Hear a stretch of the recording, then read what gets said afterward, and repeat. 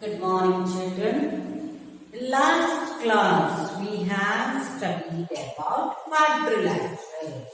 In that particularly, later we learned about parallelogram and different kinds of parallelogram. So, quadrilateral, if one pair of opposite sides are parallel, then it is trapezium. Two pairs of opposite sides are parallel, then it is parallelogram, and one pair of adjacent sides are equal, then it is kite. Now in parallelogram, equiangular parallelogram is rectangle, equilateral parallelogram is rhombus, both equiangular and equilateral parallelogram is square. So we have already learned the properties of these different kinds of quadrilateral also. And we have studied and we have learned to solve the problems using the properties of these different kinds of quadrilaterals. Okay, we have already started the exercise and now we move on to the next sums. In the second main, first one we have already done, isn't it? Now we'll move on to the second sum. So the diagram is given. This is a parallelogram. So the given diagram is a parallelogram. One angle is given and you have to find out the measure of x, y and z. Now we know that in parallelogram consecutive angles are supplementary. So 50 plus y is equal to 180 degree. Y is equal to 180 minus 50 degree is equal to 130 degree. Now opposite angles are equal. So y is equal to x is equal to here 130 degree because opposite angles. Now what about z? You can write x is equal to z corresponding angles or y is equal to z alternate angle. Anything you can write. I write x is equal to z is equal to 130 degree corresponding angles. Corresponding angles. Now we will move on to the next diagram. So they have given these diagonals are perpendicular to each other. So what is the value of x? If this is 90 degree, naturally x is also 90 degree. So x is equal to 90 degree because diagonals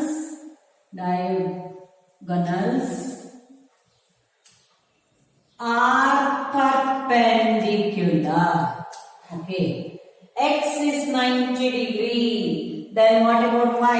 If this is a triangle, if x is 90 degree, then y plus 30 is 90 degree. So, x is equal to 90 degree implies y plus 30 degree is equal to 90 degree. Y is equal to 90 degree minus 30 degree is 60 degree. So there are few more sums. We'll solve that. In the next sum, in parallelogram, one angle is given. We know that the consecutive angles are supplementary. So x plus 80 degree is equal to 180 degree. X is equal to 180 minus 80 degree is 100 degree. Now, these y and 80 degree are opposite angles. angles. So opposite angles are equal. Opposite angles. Next, this you can take it as corresponding angle or you can take it as alternate angle. Now in the last sum I have taken corresponding angle. Now I take alternate angle. Y is equal to Z is equal to 80 degree alternate angles. Okay. Next sum, fifth one. Again you can see the parallelogram here. These are opposite angles. In parallelogram, opposite angles are equal. So Y is equal to 112 degree. Next, consider this triangle. We know that sum of the three angles of a triangle is 180 degree. So Y plus X plus 40 degree is equal to 180 degree. Now Y we already know 112 plus X plus 40 degree is equal to 180 degree. X is equal to 180 minus this 152. 112 plus 40, 152 degree. This is 8. Then 6 minus 7 minus 5 is 2. So 28 degree. X is equal to 28 degree. Now X is equal to Z. Why? Tell me. X is equal to Z because they are alternate angle. 28 degree because alternate angles.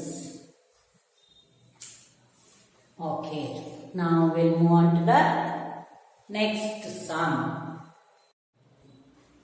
Yeah, next third one. Can a quadrilateral ABCD be a parallelogram if D plus B is equal to 180 degree? So D plus B is equal to 180 degree. Of course, it need not be a parallelogram or can be a parallelogram. D and B are what? See, always when you give the name A, B, C, you have to move in clockwise or anti-clockwise direction only. A, B and C are not supposed to be. A, B, C, D, if you are moving in clockwise, anti-clockwise like this. So B and D are opposite angles. Opposite angles. In square and rectangle, we get 180 degree. 90 plus 90, 180. They are parallelogram. Of course, it can be or we know that trapezium also, isosceles trapezium. Opposite angles are supplementary. So these are opposite angles B and D. They are supplementary. So trapezium is not a parallelogram. So answer is either can be or need not. Can be or need not be. Need not be. Here for this is because it is possible. It is possible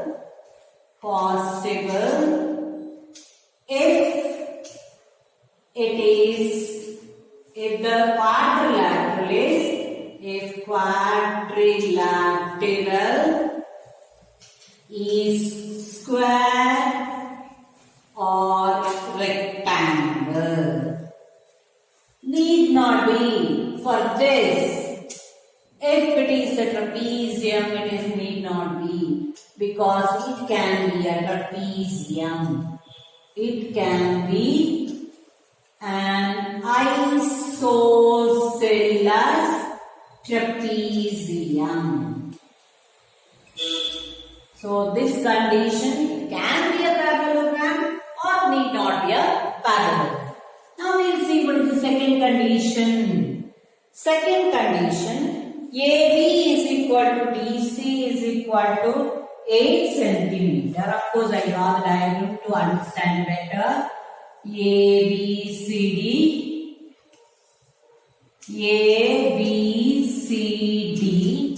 Now AB is 8 centimeter. DC is 8 centimeter. AD is 4 centimeter. This is 4.4 centimeter. If it is a parallelogram, opposite sides are equal. Here this AD is not equal to BC. Therefore, it is not a parallelogram. So, not a parallelogram.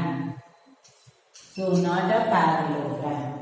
Next, third condition. What is the third condition? Angle A is equal to 70 degree. Angle A is equal to 70 degree. Angle C is equal to 65 degree.